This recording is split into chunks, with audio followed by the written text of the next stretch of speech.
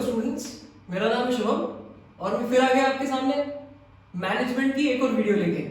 ये video class 12 business studies की है। ये chapter 1 nature and significance of business management के ऊपर है। और जो आज टॉपिक हम डिस्कस करने वाले हैं वो है ऑब्जेक्टिव्स ऑफ मैनेजमेंट। चलिए स्टार्ट करने से पहले एक काम करते हैं, ऑब्जेक्टिव्स का मीनिंग सर्च करते हैं, जो उसका डिक्शनरी मीनिंग होता है। तो एक काम करते हैं, उसको गूगल सर्च करेंगे। आइए साथ में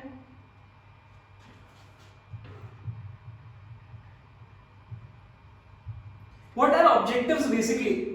तो अगर गूगल बाबा से पूछा जाए तो गूगल बाबा डिफाइन करते हैं something that you can plan to do और टू अचीव। वो कोई भी चीज जो आप प्लान करते हैं अचीव करने के लिए। मतलब अगर बेसिकली देखा जाए तो जो हमारे ऑब्जेक्टिव्स होते हैं बिजनेस के, वो हमारे एंड रिजल्ट्स होते हैं जिनके बारे में हम बात करते हैं।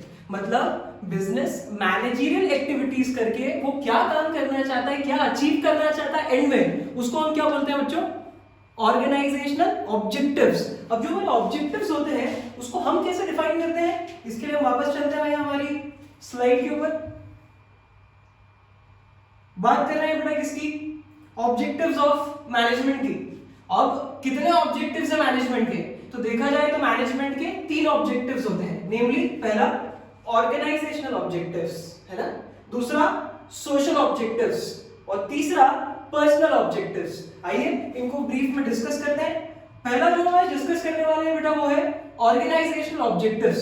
शुद्ध हिंदी में बात करूं तो संगठनात्मक उद्देश्य जो होते हैं हमारे बिजनेस के, उनको हम क्या बोलते हैं? Organisational objectives. अब बेसिकली एक ऑर्गेनाइजेशन हमेशा जो काम करती है वो अपने गोल के लिए करती है, जिसको हम बेसिकली कॉमन गोल के नाम से जानते हैं। तो anything which is done to achieve the common objectives of the organization are called as organizational objectives. अब क्या क्या ऑर्गेनाइजेशन ऑब्जेक्टिव्स हो सकते हैं? तो बेसिकली हम इन्हें ऑलरेडी जानते हैं। आइए थोड़ा सा डिस्कस कर लें। सबसे पहले बात करते हैं बच्चों किसकी? सर्वाइवल की। तो पहला है सर्वाइवल। सर्वाइवल मतलब क्या? बिजनेस को लेकर मार्केट में टिके रहना। अगर आप बिजनेस को मार्केट में लेकर टिके रहना चाहते हो तो 2 चीजें जरूरी है बच्चों। और वो 2 चीजों में पहली चीज जो होती है वो होता है अपने कॉम्पिटिटर से सर्वाइव करना। कॉम्पिटिटर से सर्वाइव नहीं कर पाए तो वो मार्केट ले जाएगा और आप मार्केट से बाहर हो जाएंगे। और दूसरा चीज जो आप सर्वाइव करने के लिए करते हैं वो ये है कि आपके जो रेवेन्यू होते हैं बेसिकली, जो आपकी सेल्स होती है, वो आपकी कॉस्ट प्राइस से हमेशा ज्यादा हो। अगर आपकी सेल्स ज्यादा है, आपकी कॉस्ट कम है, तो आप प्रॉफिट में हैं। अगर आप प्रॉफिट में होंगे तो आप सर्वाइव कर पाएंगे। जो दूसरा हमारा वीडियो है, दूसरा हमारा जो पॉइंट है वो है प्रॉफिट। और जो प्रॉफिट है वो बताता है कि ऑर्गेनाइजेशन हमेशा बिना इंसेंटिव के काम नहीं कर सकती। अगर एक ऑर्गेनाइजेशन को काम कर रहा है तो हम सोशल वेलफेयर के लिए काम नहीं कर रहे हैं, क्योंकि हम एक प्राइवेट ऑर्गेनाइजेशन है, हम एक बिजनेस है, तो हम जो भी काम करेंगे बेटा वो प्रॉफिट के लिए काम करेंगे, बराबर? पैसों के लिए। तो पैसा जो है वो एक लालच है, एक इंसेंटिव है ताकि हम बिजनेस करें। मतलब समझ लीजिएगा, अगर प्रॉफिट नहीं है तो बिजनेस करने का कोई सेंस नहीं बनता है। तो जो हमारा दूसरा ऑर्गेनाइजेशन ऑब्जेक्टिव होता है वो क्या होता है? प्रॉफिट। अब तीसरी बात करते हैं किसकी? ग्रोथ की। सर्वाइव कर लिया सर, प्रॉफिट भी कमाने लगे हैं, तो अब बिजनेस को उसी स्केल पर लेकर चलना है या उसको थोड़ा सा ऊपर बढ़ाना है। अगर आप अपने बिजनेस को और ऊंचाई पर लेना चाहते हैं तो आप जो तीसरा चीज हम देखते हैं उसको क्या बोलते हैं? ग्रोथ। और ग्रोथ कैसे हो सकता है? आप आइदर सेल्स का वॉल्यूम बढ़ा दीजिए। अगर आपकी सेल्स बहुत अच्छी चल रही है, आप इस बिजनेस क्राइटेरिया जो आप लेकर चल रहे हैं उसमें बहुत अच्छा सक्सेस कर रहे हैं, तो आप डाइवर्सिफाई कीजिए। बेसिकली मतलब अगर आप प्रोडक्ट ए बना रहे हैं तो आप शिफ्ट कर लीजिए एक और प्रोडक्ट के साथ में, बी के साथ में, और बना लीजिए सी। इसको हम डाइवर्सिफिकेशन बोलते हैं। इसको हम बेसिकली किसमें कंसीडर करेंगे? ग्रोथ में। तो हमारे 3 ऑब्जेक्टिव्स होते हैं under organisational objectives, namely survival, profit and growth. जो दूसरा ऑब्जेक्टिव हम आज डिस्कस करने वाले हैं वो है हमारा सोशल ऑब्जेक्टिव। अब सोशल ऑब्जेक्टिव क्या होता है? अब बच्चों, बिजनेसमैन सोसाइटी में अपना बिजनेस चालू करता है और इस बिजनेस को रन करने के लिए सोसाइटी के ही रिसोर्सेज को यूज करता है। तो अगर हम सोसाइटी में ही बिजनेस कर रहे हैं और सोसाइटी के ही रिसोर्सेज को यूज करके बिजनेस कर रहे हैं, तो ये हमारी रिस्पॉन्सिबिलिटी है कि हम हमारे सोशल ऑब्जेक्टिव्स मतलब कि सामाजिक उद्देश्यों को भी पूरा करें, बराबर? क्या क्या सामाजिक उद्देश्य हो सकते हैं कुछ हम डिस्कस कर रहे थे, बहुत सारे हो सकते हैं बच्चों। पहला बता रहे हैं कि जो भी आप सोसाइटी में प्रोडक्शन कर रहे हैं, do it with environmental friendly method, that is eco friendly method. Go green, बराबर। दूसरा जो बोल रहे हैं कि आप सोसाइटी में ही काम कर रहे हैं तो सोसाइटी के लोगों को क्या दीजिए, एम्प्लॉयमेंट अपॉर्चुनिटीज प्रोवाइड कीजिए।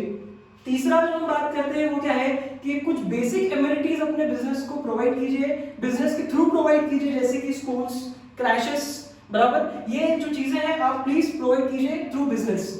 अब पहले तो ऐसा होता था कि हम बिजनेस में इनको अपनी रिस्पॉन्सिबिलिटी माना करते थे, बट आज का जो लॉ है, हमारा जो कानून है, वो इन चीजों को ऑब्लिगेशंस बना देता है, जिनको हम कॉर्पोरेट सोशल रिस्पॉन्सिबिलिटीज ही बोलते हैं। खैर ये हमारे सिलेबस का पार्ट नहीं है, just for the sake of knowledge मैं आपको बता रहा हूँ कि जो आजकल ये सोशल ऑब्जेक्टिव्स होते हैं, इसको बिजनेस में एक ऑब्लिगेशन बना के पुट कर दिया जाता है, जिसको हम CSR एक्टिविटीज बोलते हैं, कॉर्पोरेट सोशल रिस्पॉन्सिबिलिटीज। चलिए, तीसरा जो हमारा ऑब्जेक्टिव है वो है पर्सनल ऑब्जेक्टिव। पर्सनल ऑब्जेक्टिव क्या होता है? देखिए, एक ऑर्गेनाइजेशन को चलाने में मशीनें ही साथ नहीं देती है, इंडिविजुअल मतलब आपका स्टाफ, पर्सोनल भी साथ देता है। अब ये पर्सोनल जो है, आपका जो स्टाफ है, जो आपके लोग वर्कर्स हैं, वो आपके ऑर्गेनाइजेशन में सिर्फ आपके लिए काम नहीं करते, खुद के लिए भी काम करते हैं। तो अगर आप उनके ऑब्जेक्टिव्स को पूरा नहीं कर पाएंगे, उनको इंसेंटिव नहीं दे पाएंगे कि वो काम क्यों करें, तो याद रखिएगा वो आपको अच्छे से आपका इफेक्टिव और एफिशिएंट गोल अचीव करके नहीं देंगे। अब इस सिनेरियो में हमको क्या करना चाहिए? तो सर उनको थोड़ा लालच दो, उनकी भी काम पूरी कर दो। अगर आपने उनकी काम पूरी कर दी तो फिर उस केस में वो आपके ऑर्गेनाइजेशनल गोल मतलब आपके बिजनेस के भी गोल अचीव करने में आपकी हेल्प कर देंगे। जैसे कि हम पहली बात करते हैं कि एक इंडिविजुअल, एक पर्सन, एक वर्कर को क्या ऐसा दे कि वो हमारे ऑर्गेनाइजेशनल गोल को पूरा करने में हमारी मदद करे। तो पहला जो है वो क्या है? Competitive salary. अब कॉम्पिटिटिव सैलरी का मतलब क्या होता है कि जितना वो काम कर रहा है अपनी मेहनत से, उतने बराबर उसको सैलरी प्रोवाइड की जाए जितनी उसने मेहनत की है, बराबर। दूसरा जो बोल रहे हैं वो क्या है? Peer recognition. अब सिर्फ पैसा ही सब कुछ नहीं होता है, कई बार पोजीशन भी होती है, जो कि किस तरह से प्रमोट की जाती है? Through promotions and transverse.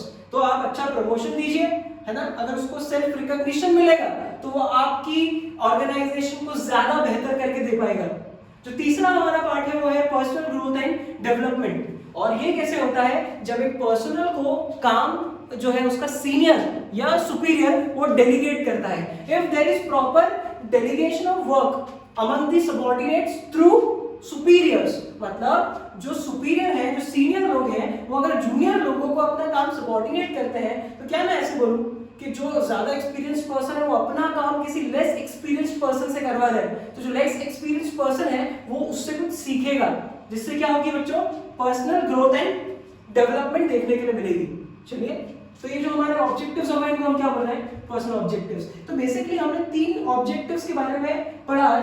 पहला क्या था? ऑर्गेनाइजेशनल ऑब्जेक्टिव, जो कि क्या था? सर्वाइवल, प्रॉफिट और ग्रोथ। दूसरा जो हमने पढ़ा वो था सोशल ऑब्जेक्टिव, जो कि ऐसे ऑब्जेक्टिव हैं जो हम सोसाइटी के लिए फुलफिल करते हैं, है ना, जिसमें हमने क्या पढ़ा? Environment, eco friendly method use करना, एम्प्लॉयमेंट अपॉर्चुनिटीज प्रोवाइड करना और बेसिक एमिनिटीज प्रोवाइड करना। तीसरा जो हमने पढ़ा वो पर्सनल ऑब्जेक्टिव था, और पर्सनल ऑब्जेक्टिव होता है इंडिविजुअल वर्कर्स के ऑब्जेक्टिव्स को, उनके गोल्स को पूरा करना, जिसमें हमने क्या क्या लिया? Competitive salaries, perquisites, peer recognition मतलब सेल्फ रिकॉग्निशन, अपनी इज्जत, और पर्सनल ग्रोथ एंड डेवलपमेंट, उसका करियर एडवांसमेंट करने के बारे में हमने पढ़ा। चलिए, ये हमारा आज का टॉपिक खत्म होता है, जिसको हम क्या बोल रहे हैं? Objectives of management. अब एक बड़ी सी समस्या बच्चों के सामने आती है, वो है केस स्टडी, बराबर। चलिए, इस भूत को भी हमारे पास से भगाएं। क्या परेशानी होती है अगर आप केस स्टडी में फंस जाते हैं? तो बेटा कोई परेशानी नहीं होती है, you just need to identify कि हम कहां पर लैग कर रहे हैं, और ये तभी होगा जब आप इसको प्रैक्टिस करेंगे। मैं आपको आज एक केस स्टडी करा दूंगा, बट आपको इससे कंटिन्यूअसली प्रैक्टिस करनी तो होगी, ठीक है। चलिए, आज हम केस स्टडी के साथ आगे बढ़ते हैं। ये जो केस स्टडी है, it is based on objectives of management. क्या बोल रहे हैं? चलिए पढ़ते हैं इसको। बोल रहे हैं, एक मिनट, ये लो, चलिए। केस स्टडी है, एचटेक limited is a company producing IT services. The company's profits are enough for growth and survival. यहां पर ध्यान दीजिएगा, क्या बोल रहे हैं कि कंपनी की जो प्रॉफिट है वो इतने इनफ है कि वो सर्वाइव और ग्रोथ कर पाए। ये कई वर्ड्स जो है देखे देखे लग रहे हैं, बराबर। अभी थोड़ी देर पहले हम ऑर्गेनाइजेशनल ऑब्जेक्टिव्स में इनको डिस्कस करके आए थे, आप इनको ध्यान रखिएगा ये क्वेश्चन ही आपको कहीं ना कहीं आंसर देगा, ठीक है। The management of the company believes that a satisfied employee, अभी थोड़ी देर पहले बोला था, अगर आप वर्कर को उसका काम करके दे देते हैं तो वर्कर भी आपको अपना काम करके दे देगा।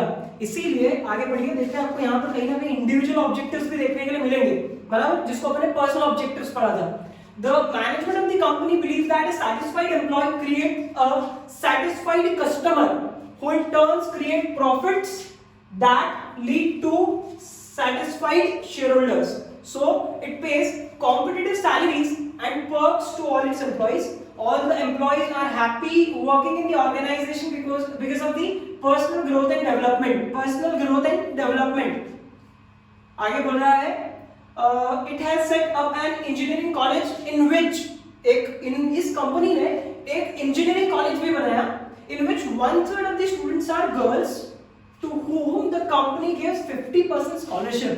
कहीं ना कहीं ऐसा फील हो रहा है कि सोसाइटी के लिए कुछ करना चाह रहे हैं, और अगर कंपनी सोसाइटी के लिए कुछ कर रही है मतलब कहीं ना कहीं कौन से ऑब्जेक्टिव्स की बात कर रहे हैं बच्चों हम बात कर रहे हैं सोशल ऑब्जेक्टिव्स की। तो अब इससे सवाल करने से इतनी बड़ी कहानी सुना दी कि आखिर ये चाहते क्या है, तो चलिए आगे बढ़ते हैं। कह रहे हैं इज द मैनेजमेंट ऑफ एचटेक limited is fulfilling its objective.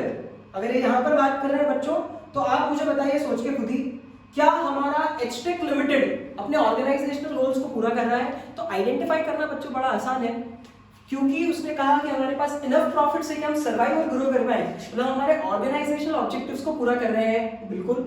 दूसरा जो बात वो करा उसने वो किया कि क्या हम हमारे सोशल ऑब्जेक्टिव्स पूरे कर रहे हैं? बिल्कुल हम कर रहे हैं, क्योंकि हमने एक इंजीनियरिंग कॉलेज बनाया जिसमें 50% है ना की स्कॉलरशिप दे रहे हैं और 1/3 ऑफ द पॉपुलेशन हम किसकी रख रहे हैं? गर्ल्स की रख रहे हैं, ठीक है। तीसरा, क्या हम हमारे इंडिविजुअल ऑब्जेक्टिव्स मतलब पर्सनल ऑब्जेक्टिव्स को पूरा कर रहे हैं? हाँ हम बिल्कुल कर रहे हैं। हम कॉम्पिटिटिव सैलरी दे रहे हैं, ग्रोथ एंड डेवलपमेंट के ऊपर काम कर रहे हैं एम्प्लॉय की, ताकि वो इतना मोटिवेटेड रहे कि हमारी ऑर्गेनाइजेशन के लिए काम करे। तो बेसिकली आपको करना क्या होता है केस स्टडीज में, यू नीड टू आइडेंटिफाई, और एक बार आपने आइडेंटिफाई कर लिया मतलब आप समझ लीजिएगा कि आपको यहाँ पे समस्या नहीं आएगी। ये जो क्वेश्चन हमने अभी डिस्कस किया इट वाज फॉर 6 मार्क, और जो चीज हम भूल जाते हैं वो सिर्फ और सिर्फ एक ही चीज है, वो है आइडेंटिफिकेशन।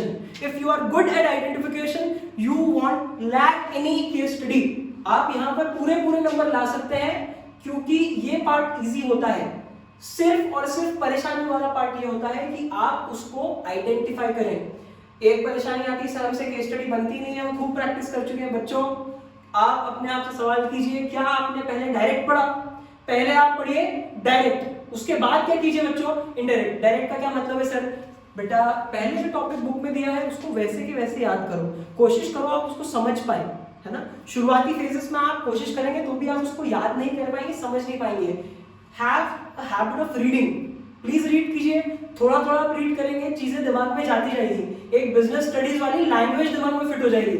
जिस दिन आपने डायरेक्ट पूरा समझ लिया और दिमाग में फिट कर लिया, उस दिन के बाद आपके लिए आइडेंटिफिकेशन वाला पार्ट जो है वो हो जाएगा इजी, और वो अगर इजी हो गया तो हम केस स्टडीज आसानी से अटेम्प्ट करके पूरे नंबर स्कोर कर सकते हैं। चलिए आज का वीडियो अगर पसंद आया हो तो प्लीज मेरे चैनल को सब्सक्राइब कीजिए, है ना। अगले वीडियो में